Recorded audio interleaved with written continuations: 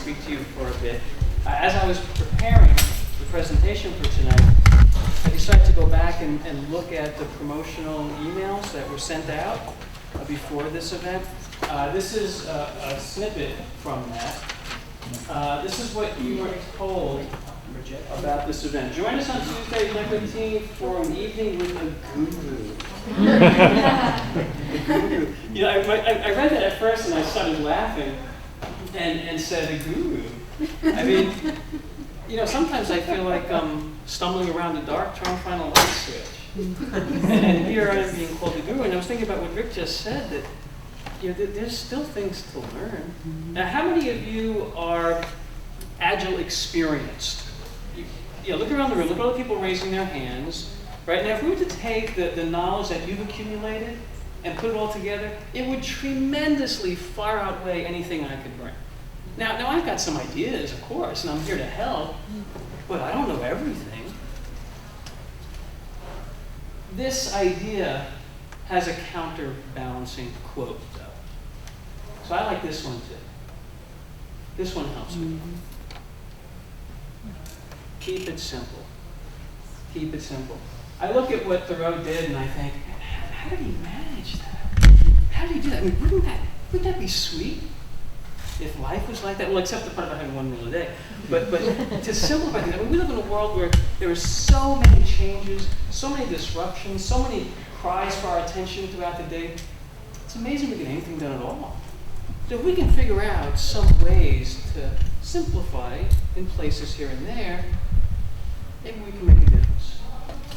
Simplify, like this email. I got this email back in 2009.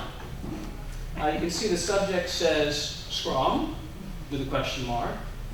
We got this email from this person, didn't tell us who they were, what they were looking for. I'll share the text with you in a minute, but I want to first preface this with this is someone's very simple understanding of Scrum. Doesn't sound like anything new to me. Just biting off doable chunks of work. Most of us have figured this out years ago. Yeah, so I read that and I said to myself, all right, well, so what?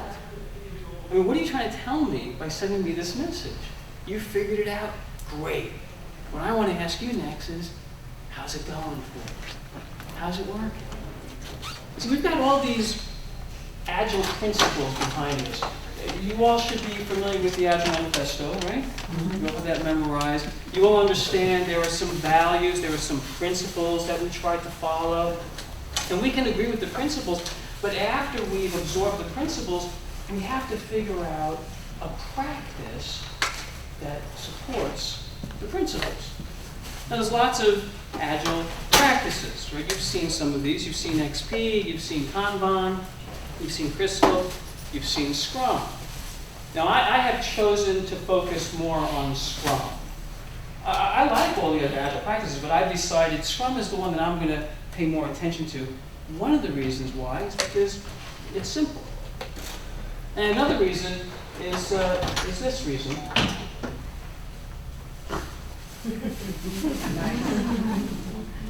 Yeah, if that can make that happen for me, then that's what I want. So we're gonna use Scrum as our reference point tonight.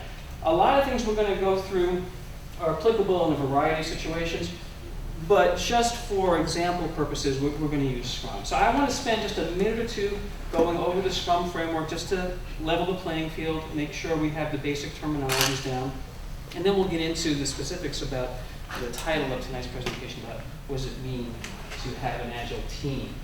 So if we look at the overview of the framework, we start with some smart people that help us understand what the needs are, and they record that in what we call a product backlog. Here it is represented graphically. Here it is in an Excel spreadsheet. It's a list of requests that's prioritized and estimated. The product owner is the person that's responsible for this. They bring that to a team, a development team, and they ask them, hey, what do you think you could build over the next short cycle of time, the short iteration, the short sprint, like a couple of weeks? What do you think you could build? So the team will evaluate that and they'll decide, yeah, we can bring these items into this next short cycle of time, this next sprint. And how do we know we could do those things? Well, let's task it out. So we create a sprint backlog.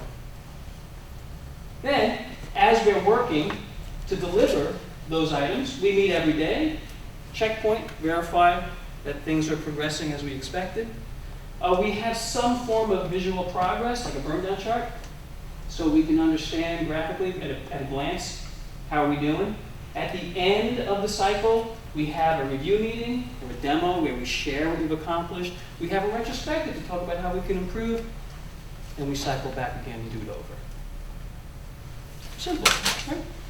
Easy to understand. And we've got some roles that help us take care of this. The development team, the product owner, and the Scrum Master. Now tonight, we're going to spend more of our time talking about the development team.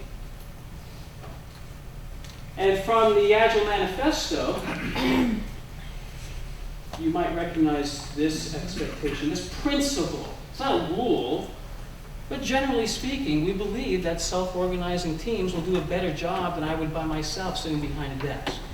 If I can bring a challenging problem to a small group of cross-functional experienced people, they'll probably do a better job than I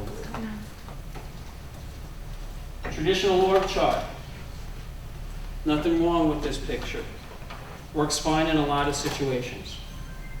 But now we're going to create small cross-functional teams. Small cross-functional teams. Look at that. I created the green team and the gold team. Small, cross-functional, different skills coming together. Nothing new. That's been around a long time. But in Scrum, we're going to look for something additional. An additional qualifier. Small, yes. Cross-functional, yes. Self-organizing. And once I add that expectation, things change. It gets a little more challenging. In the original structure, if I go to one of these staff members and ask them, hey, where's your primary point of accountability? To whom are you primarily accountable to? What do you think their answer is going to be?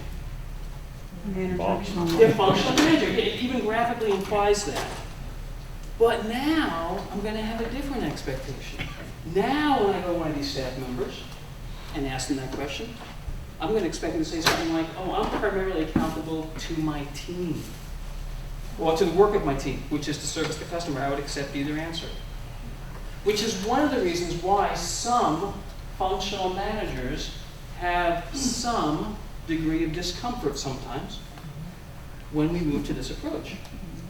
Because I've got this person that reports to me on the org chart, but I'm supposed to accept and promote and support the idea that that person does not view me as their primary point of accountability.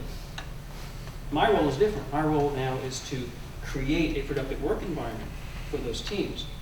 But in order for that to make sense, as a manager, in order for this idea to work, the team has to show a new sense of responsibility. So I'm releasing control to the team, and they're picking up responsibility, responsible behaviors. If they do not show me responsible behaviors, then I'm going to be tempted to take back control. That's what managers get paid to do, right? They get paid to make sure things move forward and they're in control. So it's a bit of a balancing act between management and the team, where management's trying to figure out how much more can I give to the team? How much more responsibility can I move into their hands? So that I have teams that are more and more capable, more and more independent, more and more responsive to changing business needs, without having to go through a whole lot of process and approval to get things into the customer's hands. Visibility and engagement is going to allow that to happen. The roles of Scrum. In no order of priority. One role. This person, the product owner, just a couple of words, they're responsible for product success or system success, because that person has the financial authority to make decisions about what features are going into our product or our system. They set the direction. This role, the development team, just a couple of words, they're responsible to deliver the features requested by the product owner. These are the builders, the doers, the makers. They make it happen. They deliver. Now, in a Scrum environment, When we use the word developer, we're not restricting that to software engineer. If you're on the team contributing to the delivery, you're a developer. QA, you're a developer.